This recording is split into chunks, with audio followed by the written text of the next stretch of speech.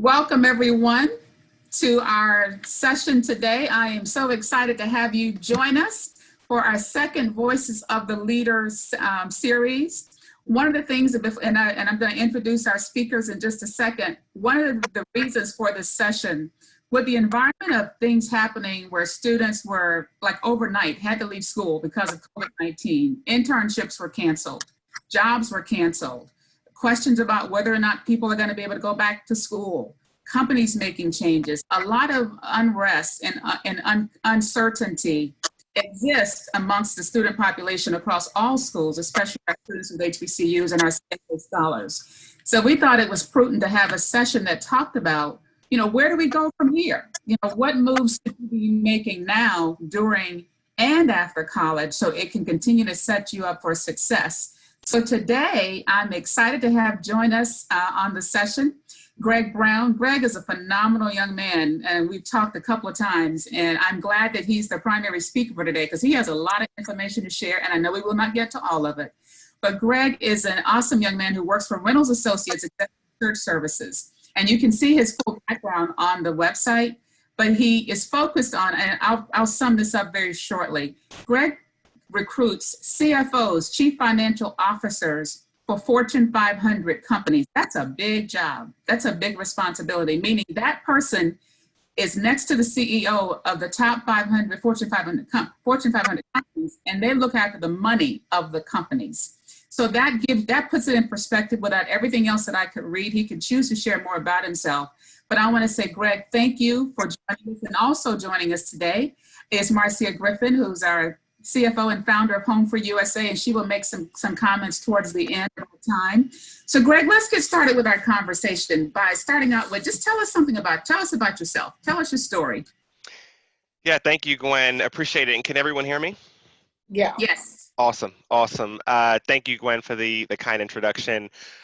So I am born in Washington, D.C. and was raised there and went to the Naval Academy, which is in Annapolis, Maryland. There you have to serve 5 years in the military after you graduate from college. And so after I graduated, I served in the military and actually wound up serving for about 10 years. And after service, I decided to transition to the business world. It felt like PricewaterhouseCoopers was the direction to head in, right in Midtown Manhattan, in the middle of finance. Went there, worked there for a short time, and then transitioned away to Russell Reynolds, which I'd be happy to get into who we are and some of the work that I do, kind of furthering it in the conversation. Okay.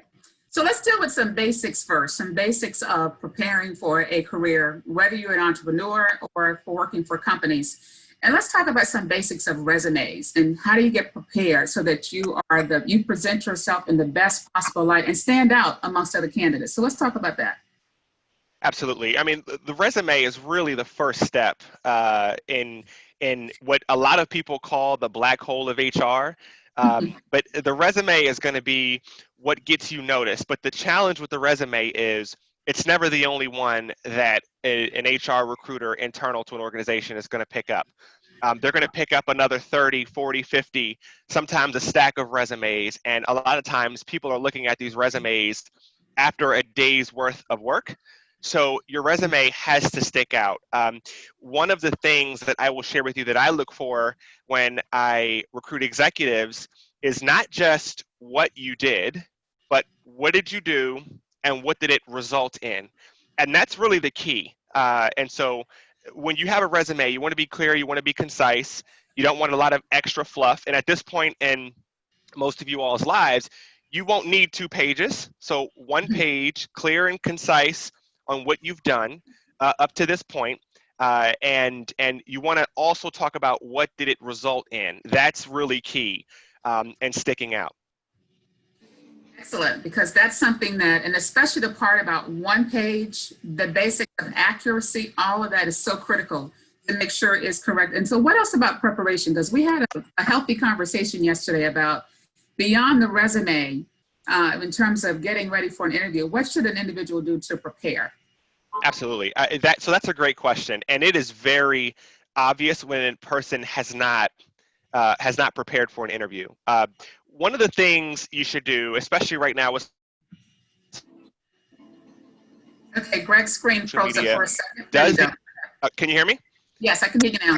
Okay, great. So one of the things, especially today with social media, go to the Twitter website, go to the Instagram of folks who work there, go to the company website, look at the website, look at who the leadership is, go on LinkedIn, look at where the leadership typically comes from. Is there patterns that you can glean? Are there connections that you can make to some of those folks that can help you as you sort of prepare for an interview? But that's key, knowing the company's culture, and I think Peter Drucker said, but culture trumps strategy. But it's knowing the company's culture will really help prepare you leading into an interview, and then also preparing yourself for communicating during that interview. You want to be clear and concise and have rehearsed your answers to potential questions before you go sit down. You do not want to sit down with the recruiter, whether it's virtual or in person, and not have thought about and have the presence of mind of answers, of examples that you want to give from your background that really highlight the best of who you are. Those examples, because oftentimes companies will use situational questions where the question might be, describe a situation when you did X. And so being concise is so critical, but also having done your homework is so critical. One point I forgot to ask about with the resume, should I put my pretty picture on the resume, Greg? So this is a widely debated question. I would not, although you can. But it gets interesting when people internally to organizations are looking at pictures of folks, especially when you think about some of the inherent biases that people have. And you really don't want to give anyone any reason to not select you. So I would not recommend putting your picture on your resume, but I also don't want to go against some of the things that you guys may be hearing as well. And I agree with you, because it can create the unconscious bias comes out that we all have. And so you don't want people making assumptions about you because of your picture. One of the points you mentioned when we were talking yesterday in terms of preparation, I'm looking at my notes, you talked about creating a panel of leaders and mentors, people that you do not know, you don't have access to. Talk more about that. What you mean by that? Because that was a learning for me as well. It is. So, and I had to give some credit to my mother and father here, but, intellectual capital is huge. And unfortunately, a lot of us don't grow up in households where both parents went to college. Maybe you don't have both parents in your household. And so you don't necessarily have people that you can reach out to and tap their intellectual capacity, tap the experiences that they've had in some of the industries that you're pursuing today. So one of the things that I've always done and been taught to do has really been build a coalition of people that can sit on a panel, right? An abstract panel of people that you can read about, whether it's a political leader like a Barack Obama or a Colin Powell. Colin Powell is a person that sits on my panel. And I read about them and then think about how they would react in certain situations, because you will be put in situations where you need to think about how to react. You won't have you won't know what to do, and you may not have someone you can just reach out to and call. And so knowing how some of those folks dealt with some of the challenges that they had in their lives can really help you as you think about navigating some of the challenges of the work environment today. It's so key, and we can all do that and never meet the person and learn from them. And guys, I see there's questions coming in already, and that's good. Cue those up. We're going to save the questions towards the end because we have a lot of information that we want to make sure we get through, and we will come back and make sure those questions are addressed towards the end. So now let's talk about the actual interview. You've done your preparation, your resume looks good, your picture is not on it. You haven't put anything on there. That one thing I will ask, what turns you off about a resume before we move on? And that's the last thing we'll deal with resumes. Anything else about what turns you off? Yeah, one of the things that turns me off is a lot of fluff.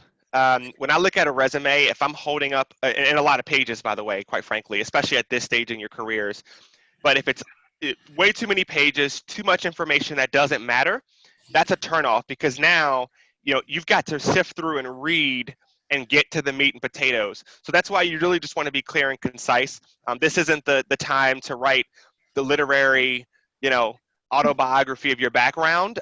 You can have a small section in the top that gives that, but really give people the content of the value that you can provide to them, and do it up front. so that way it doesn't take someone to have to really sit through and look and find those finer points in your resume. Mind you, to our listeners, what we're talking about is not just applying to students. There are a lot of people now in the workforce because of the changes with COVID-19. So these points and tips apply to anyone, that second career, that new career, just coming out of college, and things you can prepare while you're in college and even after you graduate. So now we've prepared, the resume looks great, we have landed an interview. Let's talk about some of the things about what's critical about interviewing, especially in this virtual environment. Yeah, I think one of the things that you can do is look into the camera. And a lot of times we forget to do that. Even I forget to do it, and I'm on Zoom or Skype or WebEx all day. Look into the camera to really try to connect with the person that you're talking to. We talk about being clear and concise. You do not want to ramble. That is the worst thing you can do in an interview, is ramble. The more sophisticated recruiters will cut you off. Because a lot of times when we ramble, we go into things that don't matter, and this person has a very finite amount of time to really glean if you're what they're looking for. So be clear, be concise. One of the things that I tell folks, and even at the executive level, is to have a framework that you use to give your answers. So rehearse, we talked about that, but I know that, and Gwen has talked about, I talked about this with her, but the STAR method, really it's situation, task, action, result. And so give your answers in a framework that allows you to stay on track and really give the value to the person asking the question. You mentioned something that I never heard about yesterday called robo interviews. Talk about that. Yes. So that it's a new way of interviewing that organizations are using, specifically in finance. So if any of you are looking to go to Goldman or JP Morgan, you will have to sit and they do this to screen out candidates or screen in, but you'll have to sit on a camera just like this, and you'll see questions flash on a screen, and you've got 10 seconds to think about what you're going to say, and then you have anywhere from 1 minute and 30 seconds to 2 minutes to give a well thought out answer to a question you just saw. And what you don't get the gift of having in that scenario is a person's body language that you can read when you're in person. So you can't read the room. So that's a lot harder to do than some of you may appreciate. But certainly something that you want to prepare for, especially if you're looking in finance, to prepare for those robo interviews. That's key. That's a little intimidating, but I can see from a business side being a very efficient way to get through a lot of people very quickly, and hopefully also not be as judgmental maybe. So let's shift hats here for a minute. Let's switch now and talk about communications and networking and the importance of building relationships. Let's talk about that. This is a sore spot for me, Gwen, and I think you may know this, but networking is the name of the game. In fact, and a little bit about my background here, when I was in the military, there was almost a stigma about networking. It was almost like you're meeting someone to leverage them in the future, so you almost feel like you're using that person, and there's an inauthenticity about that. But the reality is, you want to go out there and build key relationships of people that can help you, because no one is going to get to where they have to go from a career by themselves. It doesn't exist. So you have to figure out industries that you're interested in, sectors you're interested in, and find key people in those industries, in those sectors, and reach out to them. I always say quantity is key here as well. On any given search that I do when I'm recruiting executives, some are very clean and clear. If I'm recruiting the CFO to Nissan, there are a lot of people who will jump when I send them a note to get on the phone with me. But if I'm recruiting for a company that's a little less known, I may have to send 200 messages to people to really find that right person. So just to give you, that should give you some example. When you're reaching out to folks, really think about quantity. Quality is good, so don't just mass send notes, but you really want to be, you really want to, think about, for every 25 people you reach out to, 5 may respond. Mm-hmm. But those 5, all you need is 1 at the end of the day. But so really dig in and find and really reflect on who you can reach out to in sectors that interest you, and reach out to those people, and just craft a note that you can use for a lot of people. Change the name that you're reaching out to, and really use that to get people on the phone with you, or to try to, in a non-COVID environment, do a day where you can shadow that person to get an idea of what they do every day. And then the last thing, Gwen, just to not harp too long on that question, but prepare for that conversation. Coming out of the military, I really, quite frankly, didn't have any network in business. And so I would reach out to any and everyone. And you want to sort of code switch. And look, I don't advocate being something that you're not, or being inauthentic. But if you think you have an inkling to go into finance, or you think you have an inkling to go into the automotive industry, or whatever the industry is, and you reach out to someone in that industry, go ahead and say, look, I'm very interested in this particular industry and want to learn about your background and how to be successful. Prepare for that conversation, read about that person, so that way you can come to the table not having to ask questions that you should already know, and go from there. I hope that gets to the heart of the question, Gwen. It does. And one more thing I would ask about that, a lot of our scholars that are on the line are part of the Center for Financial Advancement.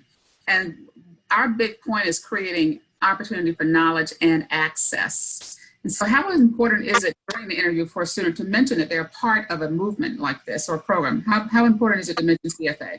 Oh, absolutely. And that's that is a differentiator that someone else may not have. Mm-hmm. That shows that you're thinking about an organization more than just a business. Right now, there's a huge movement. So obviously, diversity and inclusion is very huge. A lot of smoke and mirrors, right? Quite frankly, in the marketplace right now, with diversity and inclusion. But there's another one called ESG. And Gwen, I'm not sure if you've heard of ESG, but environmental social governance. A lot of organizations really are starting to shift, especially as the millennial workforce takes over larger numbers of the workforce today in the country, shifting to more of a social kind of quality to work in addition to the business. And so anything that you can bring to the table that shows that you're conscious on civil and social matters outside of just the business, I think can definitely help the case and really speak to some aspects of culture that companies are trying to move to, quite frankly. That's a very important point. I'd never heard of that. I love that I'm learning some stuff today as well, in addition to the students. Let's switch hats again and talk about mindset and resilience, because this environment for some individuals may cause them to want to just, stop and not, because things are uncertain. So let's talk about how important mindset is and resiliency is right now. So that's key. I always tell my kids this, they're too young to understand, quite frankly, but you cannot grow when you're comfortable. You can only grow when you're uncomfortable. And in fact, look, I'm doing a high-level confidential CFO search and was talking to a potential prospect today, and they were talking about the telecommunications boom that they went through with their organization in the early 90s, and how that's had an effect on them today, because now they're in the business of they do printer equipment and sell massive printers to organizations. Well, as you all know this, but a lot of the workforce is not going to be going back to an office. At least, look, I mean, I don't want to put a number on it, but a substantial amount of workers will not be back in an office anytime soon. So that industry is being disrupted. They've lost a ton of money. We're a $4 billion company. Now they're a $3 billion company. Why do I share that with you? I share that with you today because building resilience in your career and coming out into the workforce in a COVID environment can help you build resilience from day one. So that way, when you see it again, you'll know how to navigate and make your way through that type of environment. Companies are still hiring. You will have to be creative, but having resiliency in your career and being able to look at things that could be perceived as setbacks and moving those things and looking at them like opportunities and as setups is really key. Happy to go more on, dig in more on that, Gwen, if you'd like. But no, because we have some other points, but that's a key point about the resilience, and a point with discussion we had yesterday. And this environment could set you up to be even better or reveal some things that you had not thought about doing that you weren't considering. because we're forced to do so. Greg, what do you like to read? What are your, because we're talking about mindset and continuous learning. What do you read? Just curious. Yeah, so that's a great question. So I will read things that pertain to executive recruiting, that pertain to assessing people.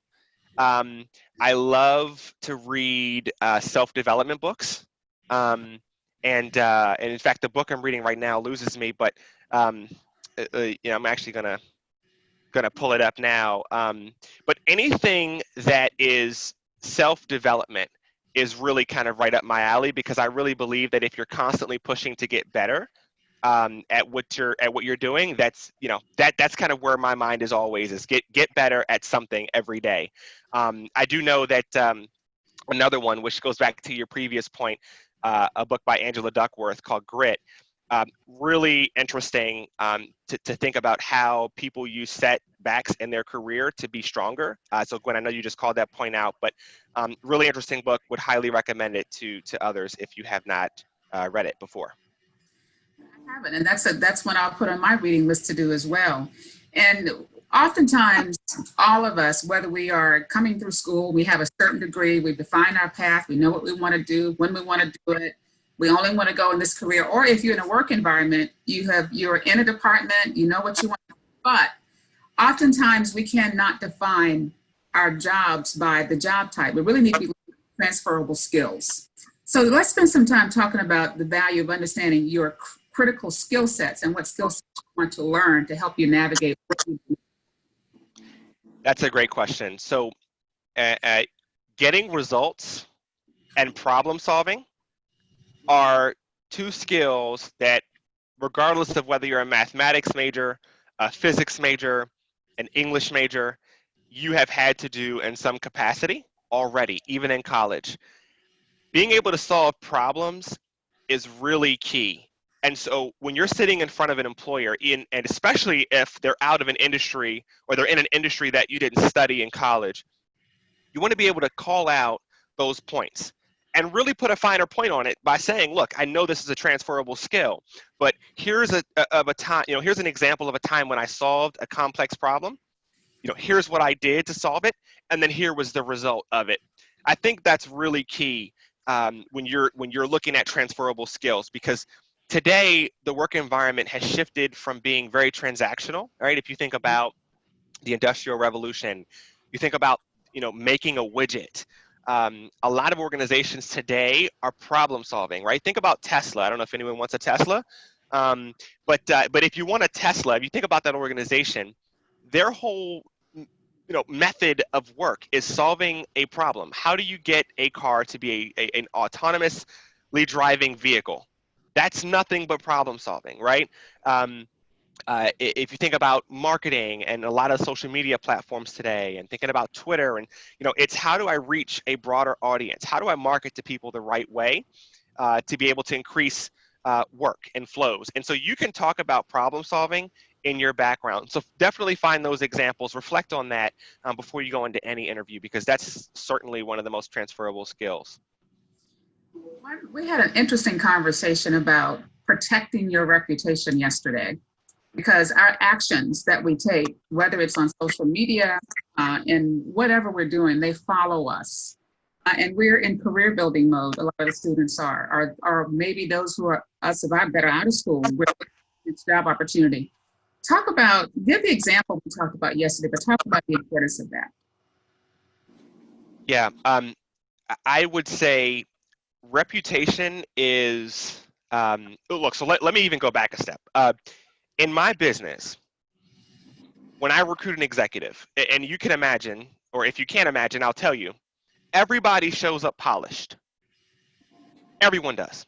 So how do you really take a step back and figure out if the person who's in front of you is who they say they are?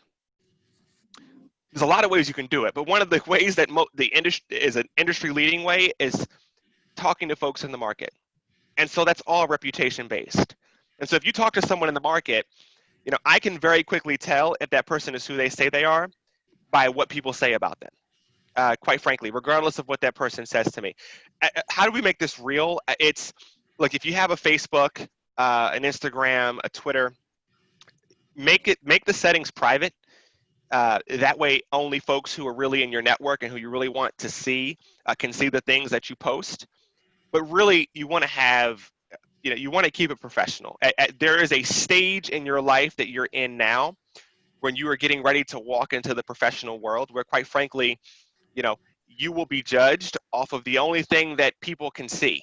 And right now, without having amassed a huge body of work, people are going to go to those things. The recruiters, the hiring managers, they're going to go to your Facebook, they're going to go to your Twitter, they're going to go to your LinkedIn, Instagram, and they're going to see what's on there.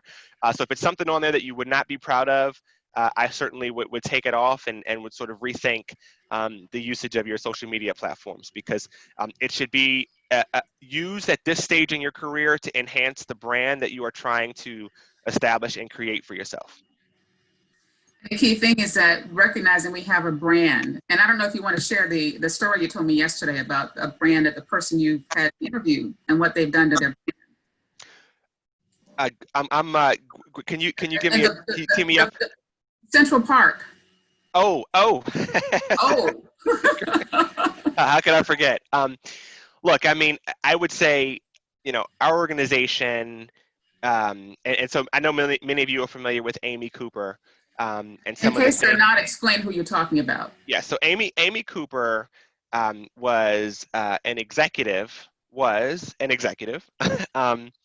who was filmed by an African-American man in Central Park a couple of weeks ago, basically threatening to call the police on him and say that a black man was harassing her because he was bird watching and he asked her to put her dog on a leash.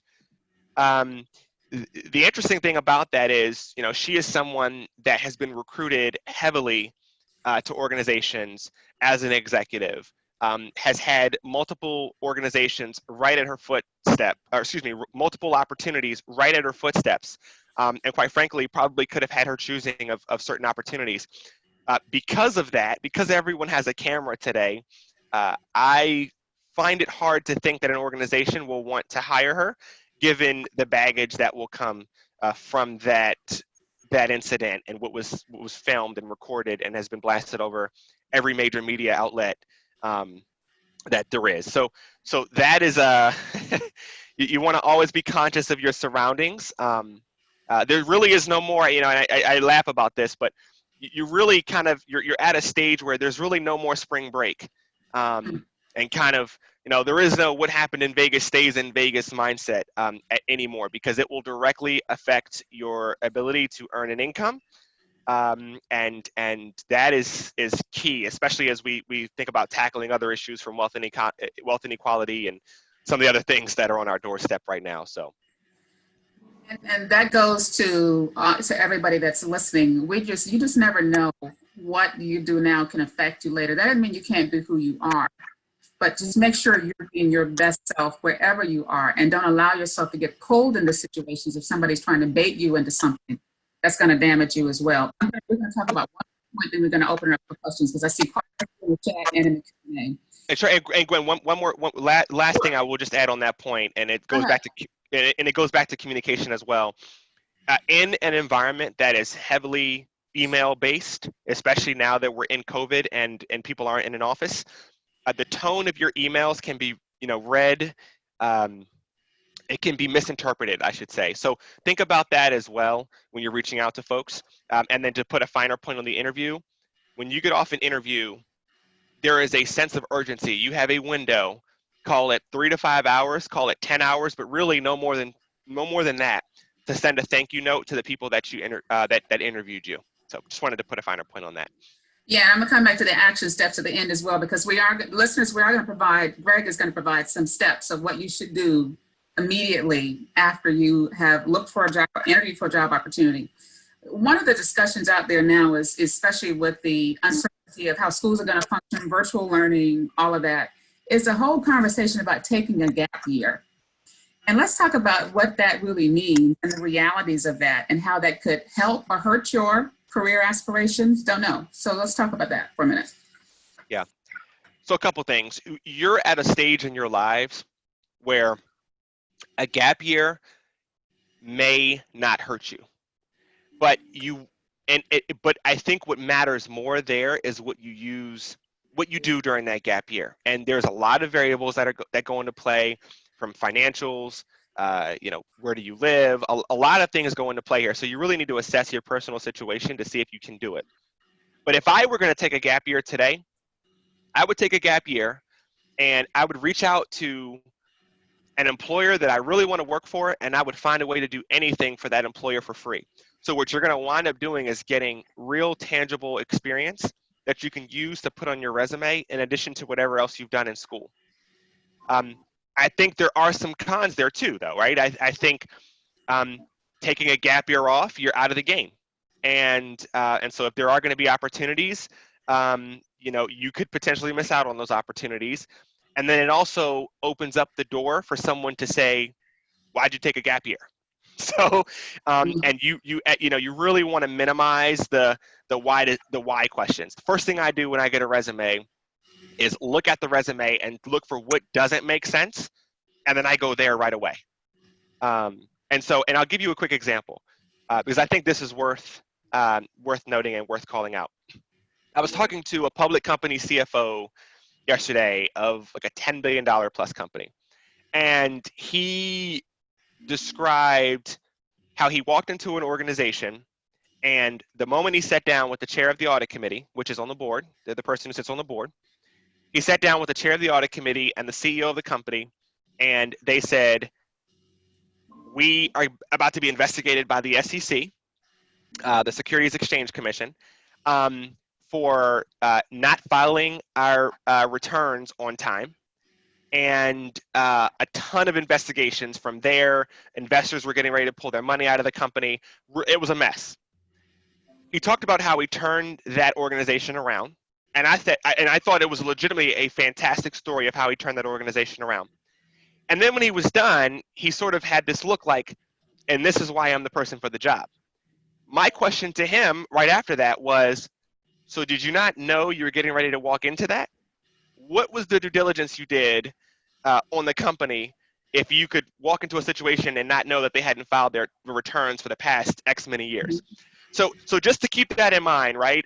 So don't give people any reasons to look at your resume and ask questions that you then have to explain and give a story for.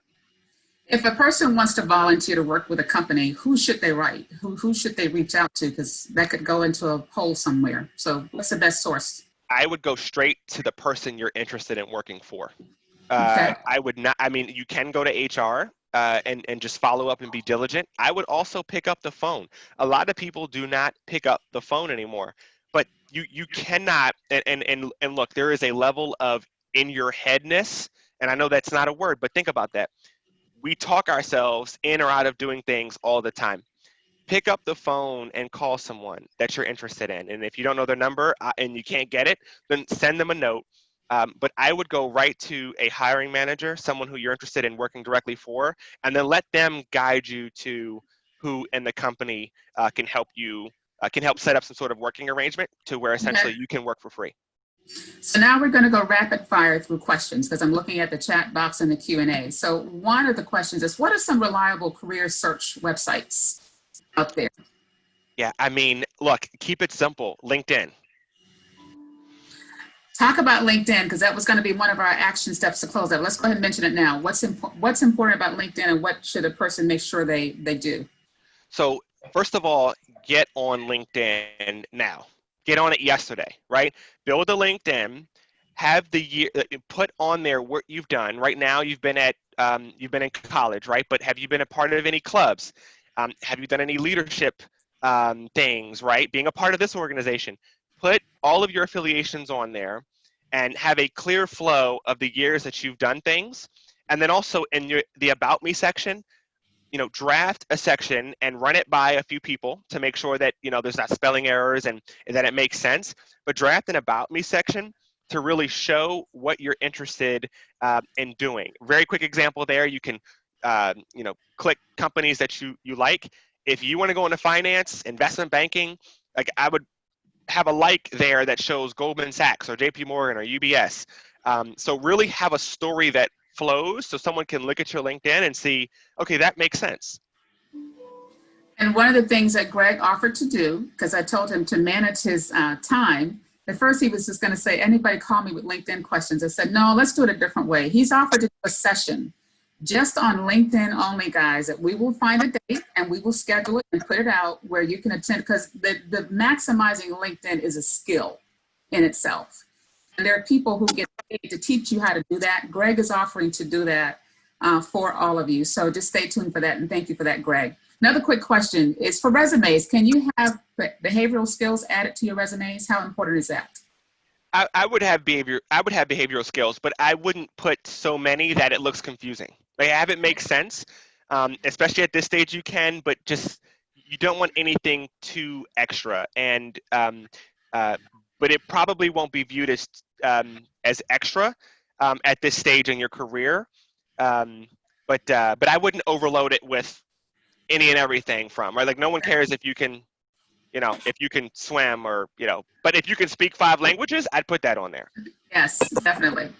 What about negotiating salaries? So this is one area that color have a challenge with. So what advice do you have when it comes to negotiating salaries? Well, do your research, number one. And, and this goes to a lot of personal, if you've ever gone to buy a car, or you're going to go buy a car in the future, you may have to use some of these skills. But when you're negotiating a salary, you want to come from a position of power in terms of, what does the market say you should be paid? And then it's really that simple. What does the market say? What are they offering you? Do they have a reason for offering you what they're offering you? And then if you have a rational, legitimate, the market is paying X, then you should feel comfortable. And look, key word, you should feel comfortable saying that the market says this. I know the skills and value I bring to the table are this. Thus, that's why I feel that this is a fair number, right? And then there's all sorts of ways when it comes to compensation to make you whole, whether it's vacation packages, those sorts of things. But the key is to get comfortable talking about money. Get comfortable talking about money. You have to. Yes. Yeah, and knowing our worth and talking about money is key. So how do you adapt and make yourself marketable, with the current changes going on in COVID-19? You've talked a lot about anything else you want to add to that particular question? Yeah, I mean, what are you doing right now that shows that you're making an opportunity where everyone else sees the volatile market? There's a lot of nonprofits that you could join, that you could start. There's things that you could do today that you could tangibly put on your resume that say, I've made the most of my time behind the black curtain. An example that students can put on their resumes is that I attended the Building Wealth and Voice of a Leader series offered through HomeFree-USA to continue my personal development this summer. That's very tangible, guys, that people will look at something like that. And we talked about LinkedIn, and there's one more question here. What are some things college students can put on there? No, you've answered that one. Clubs and those. Clubs and stuff sent to recruiters. This is an interesting one. What myth is there about Black HBCU students should have to overcome as it relates to being potential candidates? Because there are some out there. But what are some myths? There are a few. I think you're going to have to overcome the fact that you can. So there is a myth that there are no engineers and technical students, I should say, right? And there are. So I think overcoming the myth that you're not a very technical and analytical group is something that you may have to overcome. But I think the moment people talk to you all, they'll realize that that is absolutely not the case. So I'm not sure if that gets to the heart, but. It does. And one thing that just reminded me of our conversation yesterday was talking about the pace of work. Share some insight on that, because that is so critical, and that's an adjustment oftentimes for students to make. So it is. If you've ever played sports, right? And I was a Division I basketball player, and I recall going from a top basketball league in high school in the country to playing Division I basketball, and the jump was monumentous. It was huge, and so I say that I use the sports analogy here to say the urgency and the pace at which you have to work at in today's work environment is the difference between an organization surviving or not. Who gets to the table first a lot of times is who wins. And look, I mean, there's a lot of strategies, right? That you know, people can say, you don't necessarily want to be the first mover because you can learn from the first mover and adapt your strategy based off of where they failed. I mean, look, a lot of that is true, but when it comes to today, I mean, you really need to work at a pace that allows you to get out in front of everyone, because that shows that you know, you're a prompt person and that you can get things done. And in business, speed is everything. So if you move at a snail's pace, you know, start prepping and preparing yourself to show that what people are saying and requests that you get matter. And the quickest way you can do that, again, is if you do an interview, send a thank you note right away. Or if you have a networking conversation with someone, send a thank you note right away, appreciating that person for their time. So I see a question about attire, because that's one that slips us up, especially in today's environment where some companies are casual, we're virtual, you know, whether we might have on the top and maybe we don't have on the right bottom, whatever. But what's your feedback about attire? Should you go all out and dress up?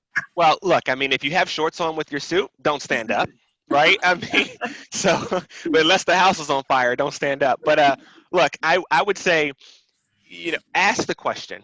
Ask the question. You know, no one is going to fault you for saying, hey, look, I am going to assume to wear a shirt and tie and a jacket, unless you say otherwise, because that's key. But also know your audience. Know your audience. If you are going into traditional finance, Wall Street, put a tie on. If you're going to tech in Silicon Valley, collared shirt maybe. But again, ask the question. Know the culture of the sectors and industries you're interested in.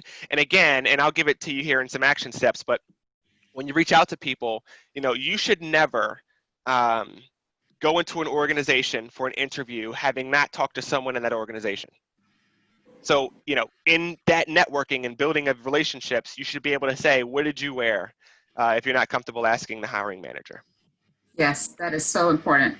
And then a final question, and then we're going to open it up, and I want you to close with some action items, and then we'll bring Marcia back on. You talked about the kind of environment we're in is a very entrepreneurial, wild, wild west environment. How do we maximize this opportunity? The way you maximize today's opportunity is really, and look, I always say keep it simple, but it's so true. When others see challenges and problems, you need to see opportunity. It's that simple, right? And the way you have to train your eye to do it. And so this goes into building your network and building relationships, but build relationships with people that you aspire to be, and learn from those folks, because building a successful career today, and look, what you did in college and what you're doing in college matters, because that's quite frankly how you get your first job, and maybe even your second job, depending on how long you're at your first job. But at a certain point, that experience is to prove to people that you know how to learn things that you didn't previously know. And you know how to manage yourself in that environment. And so that's sort of where I would say what's key there. And the final question, and then I want you to give your action steps. What are 3 things that I must have a potential employer know about me at the close of an interview, especially if they've got other people that are lined up for that job, which they do? What are the 3 takeaways I want to leave on their minds? Yeah, so you want to leave, one, what is the value that you can bring to that organization? Again, you will learn about what they value and the values that organization has by reaching out to people who are already there. Okay, so what's the value that you can bring to an organization? The second one is being yourself, being authentic, being unique. So no, I don't advocate for sharing that you can climb a tree or something with one hand, right? But what is it that's unique about your background that they can be proud of to say when they hired you, or when they eventually hire you? And then the last one I would say is, how do you get results? Because at the end of the day, you're going to be at a stage in your career where getting results matters. Getting results matters. And so being able to talk about how you've gotten results through the engagements and organizations you've been involved with to this point matters. One of the things, and I just see that a student posted, their unique thing is that a CFA scholar. Yes. All right, and that apply. And guys, that is something. Talking about being a CFA scholar can open doors for you in ways that you least expect. Marcia, come back on camera as go ahead, Greg, and give us your action steps the student should take, or anyone when being interviewed. What are those action steps? Look, I would say a few things to take away from today's conversation that are very tangible and very real. Make a LinkedIn. Put a professional photo of you, of yourself on your LinkedIn. Reach out to 25 people. And I know it sounds like a lot, but trust me. I mean, again, your conversion rate may or may not be high. And if you can have a warm introduction with someone, have someone make that warm introduction. If not, reach out to 25 people. And I guarantee you, at least one will come back. And from that person, I want you to try to build a relationship with that person, right? Think about ways that you can add value to that person, but look at that person's background, look at their career, look at what they've done to this point, and find those finer points to connect on. And at the end of the day, when all else fails, say, tell me more. Literally, I want to learn about your background. People will be more than happy to talk about things that they've been through, experiences that they've had, ways to navigate the business world that they didn't know and had to maybe make a mistake to learn from. So that's what I would say. The last point there is find a self-development book that's industry specific for you that you can kind of read about and learn from. Learning your craft when you get out of college is so key. Because that's going to be the differentiator between you and a lot of other people. And we know that we've got to run harder and run faster than others in the workplace. And you've got to take an action. You've got to take that seriously for what it's worth. And so any way that you can build your repertoire by just reading and staying ahead of the game in terms of industry trends, et cetera, that'll make you that much more valuable to your future employers. And one last thing, the thank you note. Greg, the thank you note. Yes. Yes. And you talked about tailoring that thank you note as well. Yes. When you send that out. Okay, so we have like 3 minutes left. Marcia, I'm going to bring you back in to make some comments, and then I'll close out with a reminder of our next session. Marcia? Great, thank you. Boy, Greg, look, we've all learned a lot from you today. I must say, you are on top of your job. So we appreciate you so much. Look, we're going to have to bring you back. I'm glad Gwen brought up about the LinkedIn. The other thing that I think is so important that you mentioned was being on top. It's so easy for us who are working every day, and even for our students who have just graduated, about to graduate, to just kind of sit back and hope and pray that something is going to happen. Well, it's not going to happen. If we don't go out to get it, it's not going to happen. I just want you, as you end, Greg, and I want to thank you so much, and I'm so glad that you and Gwen connected and you connected with our students. As you bring this to a close, just talk for a minute about being of value to others as it correlates to one's success. This is something that we talk about in HomeFree-USA and CFA a lot. So I think that's really important. Talk to us for a minute about that. That's that's a great question, and I think to think about this through the lens of service and how you can serve others is a way that you can glean value and extract value when you're talking to folks, whether it's networking, whether it's building relationships, whether it's interviewing, and you want to be able to add value to an organization. But think about where the problems are. From every problem, problems need solutions, especially in today's environment. So really just kind of keeping that in the forefront and having that eye, and you have to train your eye, but having that eye to see those opportunities is key. Yes, your screen was freezing up, so we heard you. Your voice kept going. Go ahead. Okay, good. Okay. But yeah, that's sort of what I would say in terms of just being able to add value. Find a way to be of service to others, and I guarantee you, it will converge to something to where it won't be for free. That's for sure. Good.